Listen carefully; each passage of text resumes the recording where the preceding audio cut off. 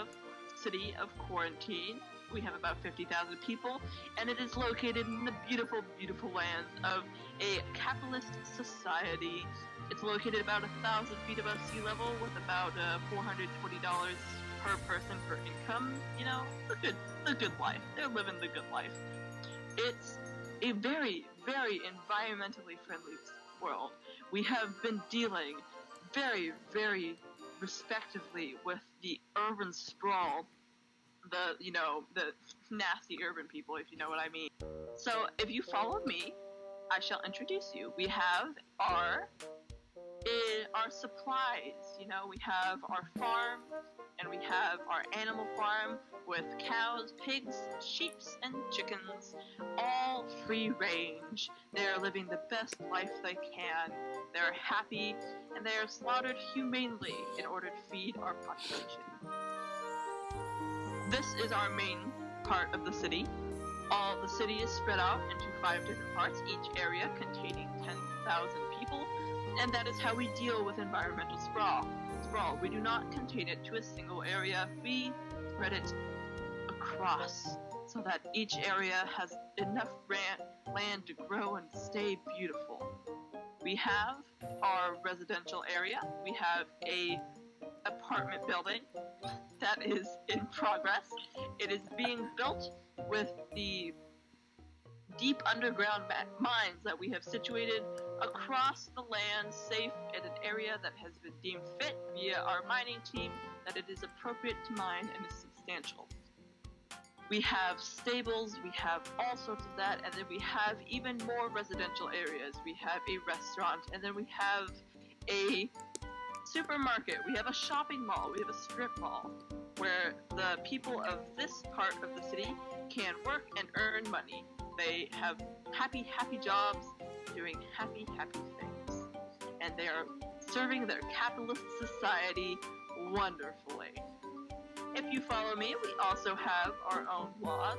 This is our courthouse where our lawful, just court cases are taken out. We do not execute people at all. It is a wonderful, wonderful society. As you can see, we have our jury. We have all this great.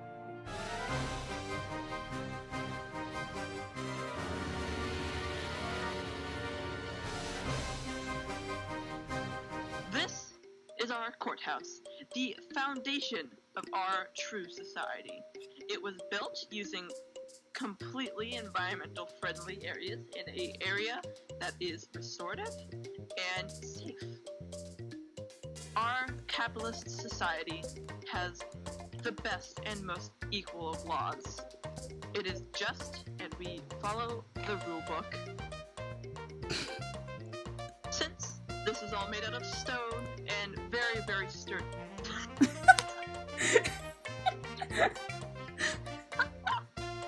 No, keep it in, keep it in, keep it in. Very, very sturdy glass. Keep it in. Very, very sturdy glass. It does not need much refurbishing. It's lasted 400 years, and it adds a nice historic aesthetic to it, if you catch my drift.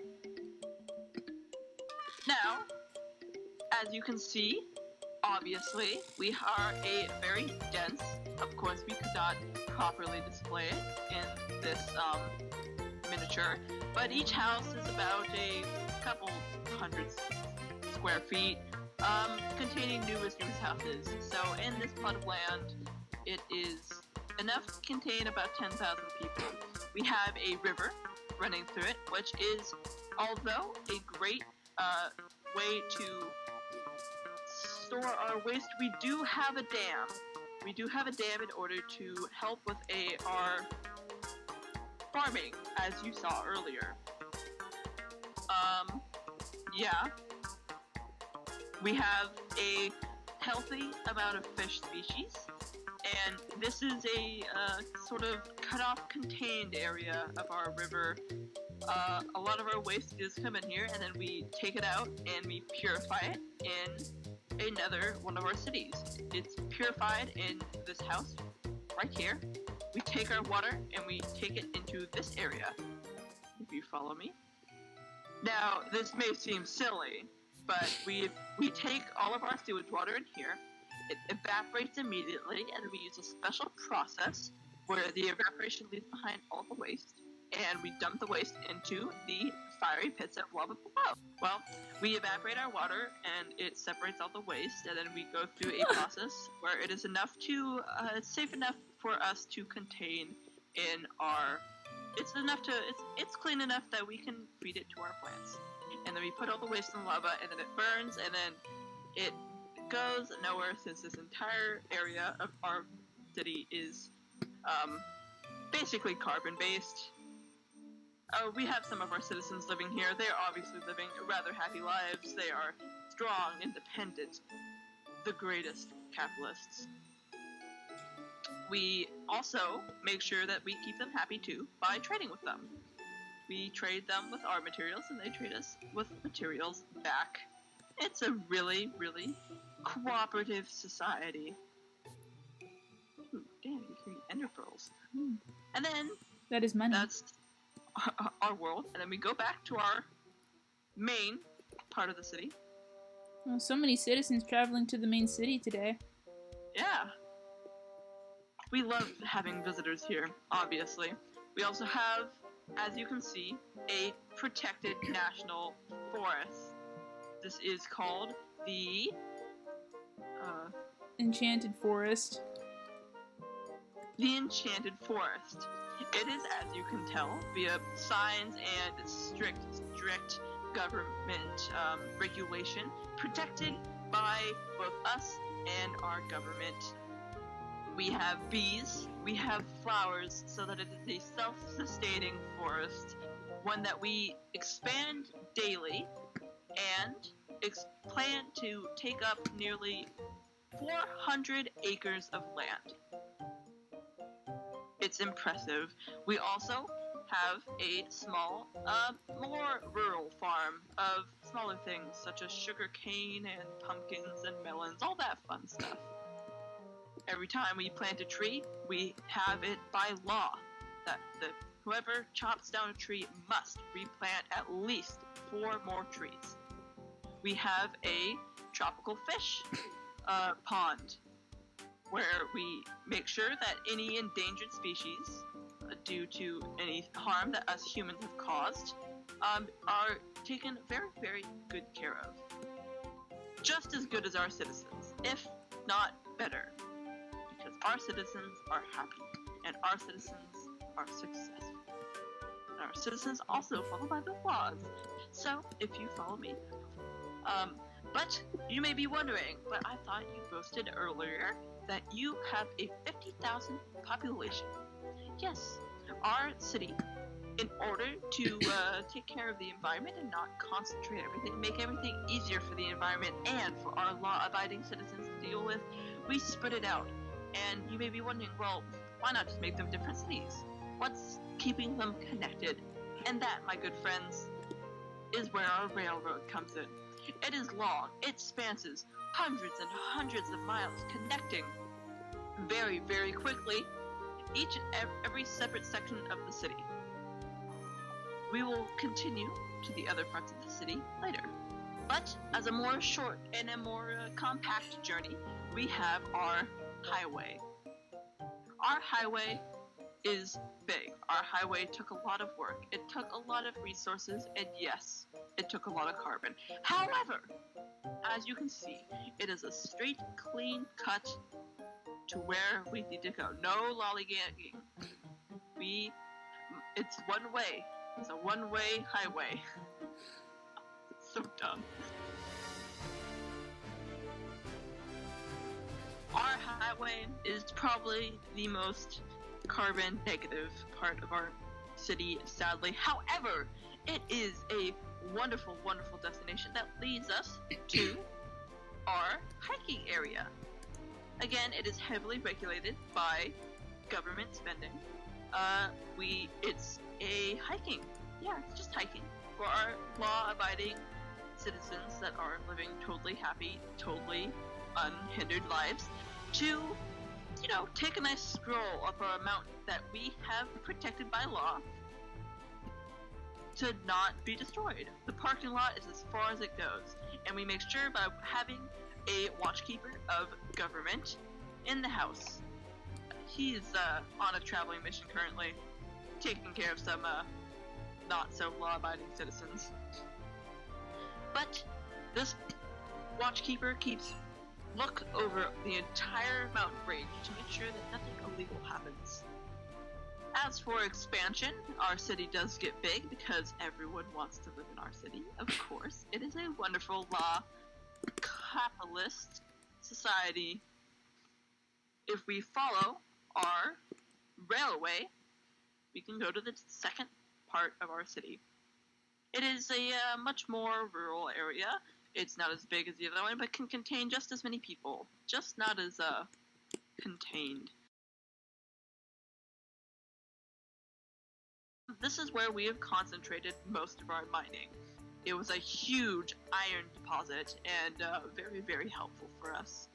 And we have harvested it dry, and it's supplied us for a good few years.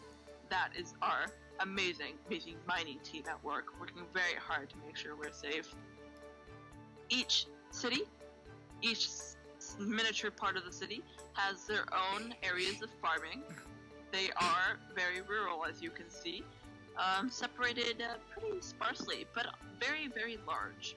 They take care of themselves. They have their own little communities with their own little stores, things like that. We make sure that all of their waste is transported to the main city where it can be properly disposed of, and so that they don't have to contaminate the area around them. They are pretty pollutant. However, as you can tell, there are lots of trees around. It's a very scenic area. Every citizen has to have a tree, and we have a system set up in place that the more trees they have, the more lenience the government may have with them when it comes to certain things, you know, life and stuff like that. But that's not important. What's important is the fact they are conservation-minded, just like we are. And it's sort of like that for every city, every section of the city, every suburb. We make sure to spread out a very, very decent mileage, are able to build pretty much perfectly fine.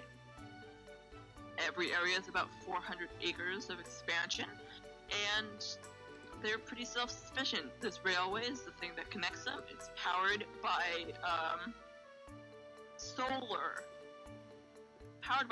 stuff. Very efficient. You won't believe how inexpensive minecart railways are, you know, things like that. It's actually pretty simple.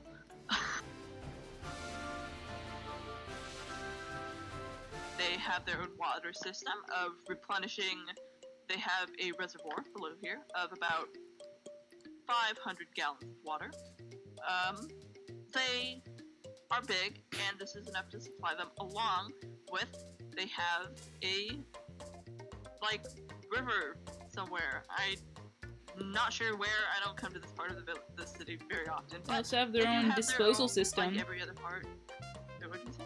They also have their own disposal system. Yeah, they also have, because of how big they are, they also have the same thing we have in the center of the city. They have their own miniature disposal system where if you enter, it is, I think, a different part of our disposal world. They have their own lava pit where, again, carbon is released into a contained atmosphere that is, as you can see, filled with trees that can survive such environments. We make sure to take care of these trees just as much as we take care of our lovely, lovely law-abiding citizens and the trees on our overworld. Very beautiful, very well taken care of. As you can see, there's also wildlife that continues to live here, along next to our law-abiding citizens. The world is okay. The world is balanced. It's had some difficult times. There have been numerous natural disasters that we have had difficulties catching up with, but there's always room to improve, and there's always everything that is destroyed can be rebuilt.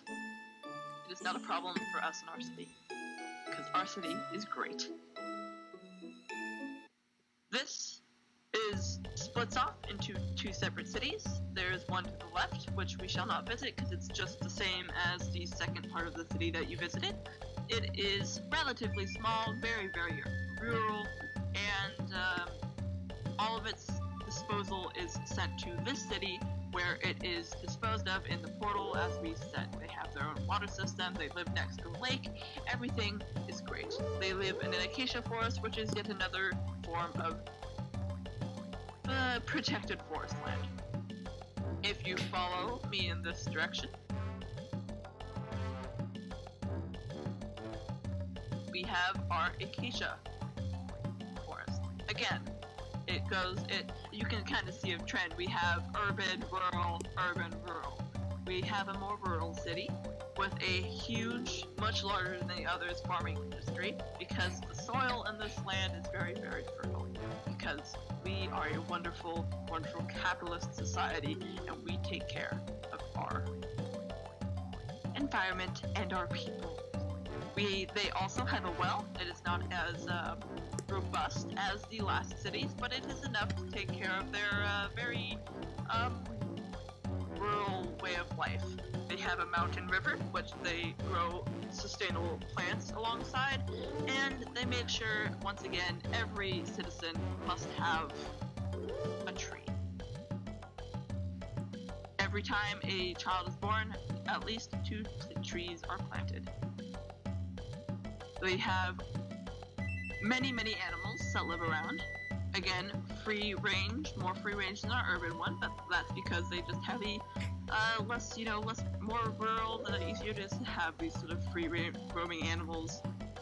Okay, hold on, I don't actually know if there's a village over here.